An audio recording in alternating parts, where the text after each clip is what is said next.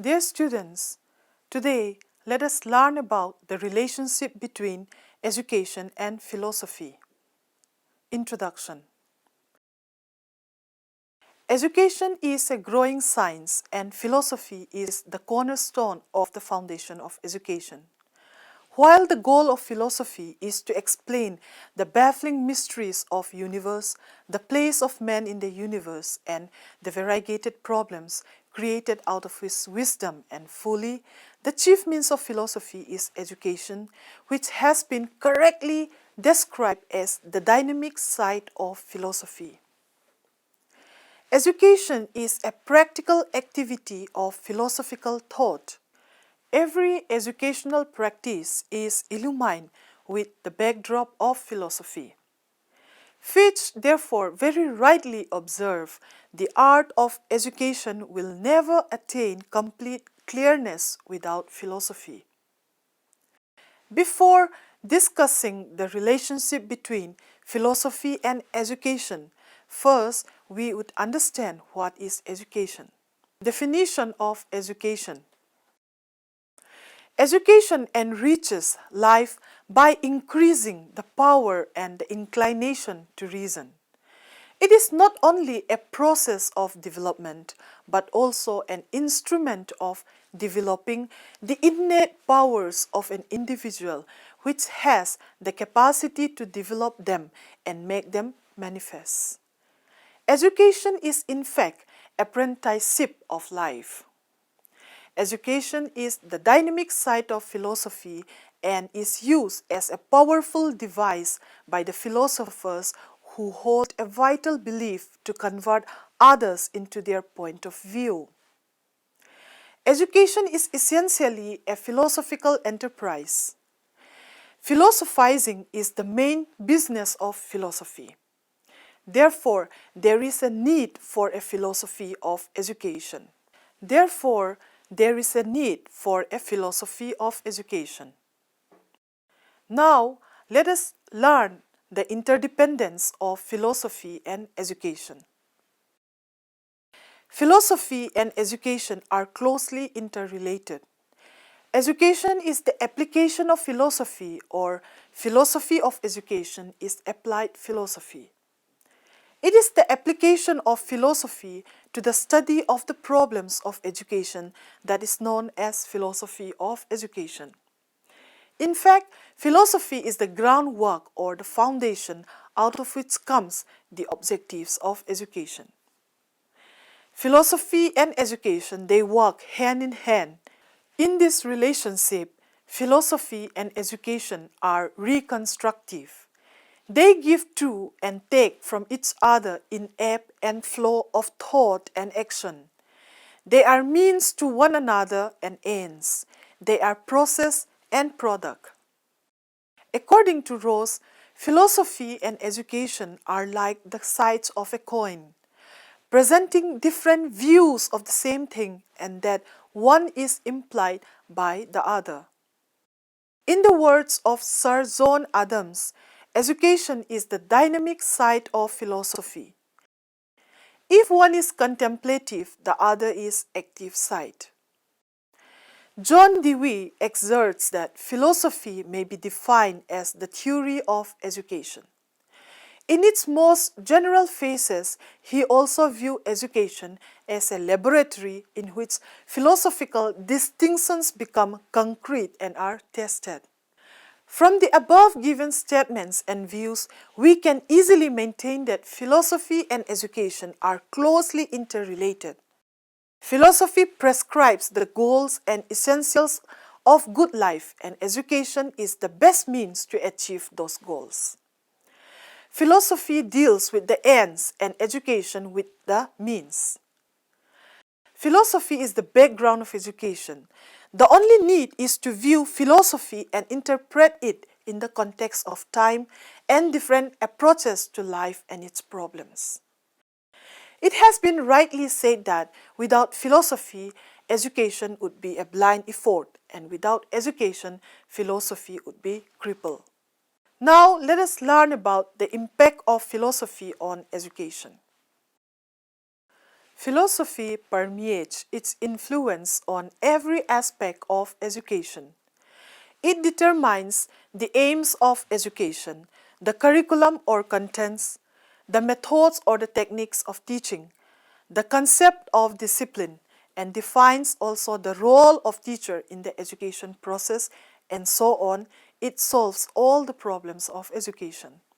Now, first let us understand how philosophy determines the aims of education. Education is a planned and a purposeful activity. The purpose of education in itself is the aims of education. The aims are formulated by philosophy based upon deep insight and fundamental thinking. In the words of Rusk, philosophy formulates what it conceived to be the end of life. Education offers the suggestion how this end is to be achieved. In the light of the changing philosophy of life, the aims of education are at variance. They change with the changing philosophy of life. Different philosophies have prescribed different aims of education. Idealism recommends exaltation of human personality as the main aim of education. Then we have naturalism, which emphasizes on self-preservation as the fundamental aim of education. Pragmatism, belief in the socialization of an individual as the aim of education. Now, let us understand how philosophy helps in formulating the curriculum.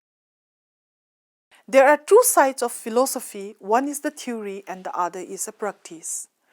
Curriculum, being the contents of education, may be deemed as the practical side of philosophy.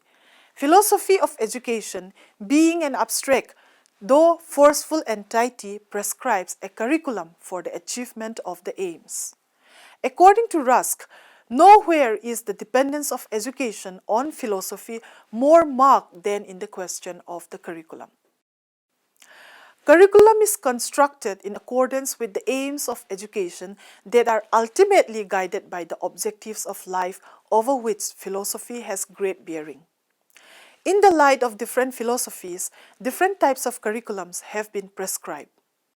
Idealists emphasize higher values of life and prescribe the study of ethics, religion, logic, literature, and humanities. Naturalists prescribe those subjects and experience which give due consideration to the present experiences, interests, and activities of the child. Their main concern is physical sciences and direct experiences. Pragmatists lay more stress on the study of functional subjects such as language, social studies, general science, and various activities. Now let us learn how philosophy helps in influencing the methods of teaching. Method is a means by which a contact is developed between the students and the subject matter. The choice of methods of teaching depends on the philosophy of education. Accordingly, the naturalists lay emphasis on motivation, direct experiences, and maintaining interest of the child as a method of teaching. Again, the idealists believe in lecture and discussion method. Their sole concern is to create a suitable environment in order to influence the development of an individual. Then we have the pragmatists who recommend the socialized technique, projects and problem-solving method, and other activities as the teaching techniques. Then we have philosophy and its influence on the concept of discipline. Philosophy reflects the way of life and the philosophical prepossession or particular ideologies. A belief prevalent in the past like spare the rod and spoil the child signifies a philosophy behind it. The naturalists believe in the concept of discipline by natural consequences. The idealists favor inner discipline, that is, discipline of mind or intellect. And the pragmatists stress free discipline, self-discipline, inner and outer discipline. Next we have philosophy and teacher. In the process of education, teacher is the pivotal point. The heart of the matter, education takes place through the interaction between the teacher and the taught. The teacher influences the personality of the child and instills in him a thoughtful awakening, a new life and belief. So, to be a successful teacher, it is essential for him to know the philosophy of education and its related ingredients. Different philosophies of education have prescribed the role of a teacher in the light of their principles. Idealism assigns a very important role to a teacher who has to inspire and influence his pupils and mold them to become spiritual beings. Naturalism regards teacher as the stage manager who has to provide educational environment. Pragmatism defines the role of a teacher as a friend, a guide, and philosopher. Then we have the next point, that is philosophy and textbook. Textbook is an important teaching learning material. It must reflect the prevailing values in life fixed by philosophy. It should be in accordance with the prevailing accepted social ideals, norms, and standards.